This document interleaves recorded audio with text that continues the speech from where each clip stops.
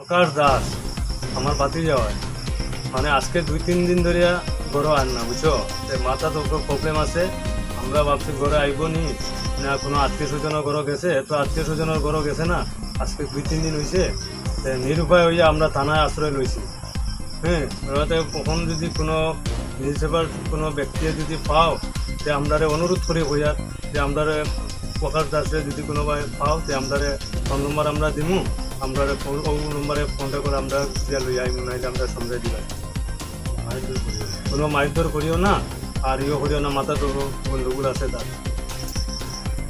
যেতিয়া মানুহটো ওলাই গৈছিলে কিবা কাপোৰ পিন্ধি ওলাইছিলে নে? কাপড় একটা কালা গেঞ্জি আর একটা জিন্সে হাফ প্যান্ট আছে তার।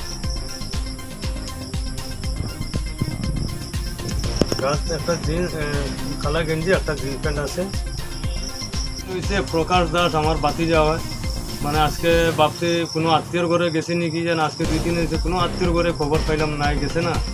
মাথা তো অল্প প্রবলেম আছে বুঝে না, যে প্রবলেম আছে। এখন কি করবো, এখন আমরা নিরাপত্তা না পাইয়া আমরা থানার আশ্রয় আজকে লইছি।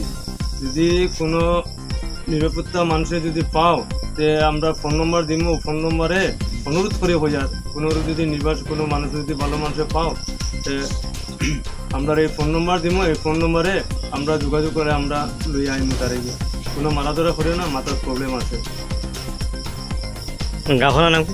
আমরা খুব ভালুকমারি 2 নম্বর ওয়ার্ড, থানা লঙ্কা। আর বাবার নাম হইল নিকুঞ্জ দাস, আর আমার নাম হইল বঙ্কিম দাস। আমরা 2 নম্বর ওয়ার্ডের মানুষ। মানুহটোৱে কিবা কাপোৰ পিন্ধি গৈছিলে? কাপড় গেঞ্জি কালা একটা গেঞ্জি আৰ একটা হাফ প্যান্ট, জিন্সেৰ হাফ প্যান্ট। পৰিষ্কাৰ মানুষ।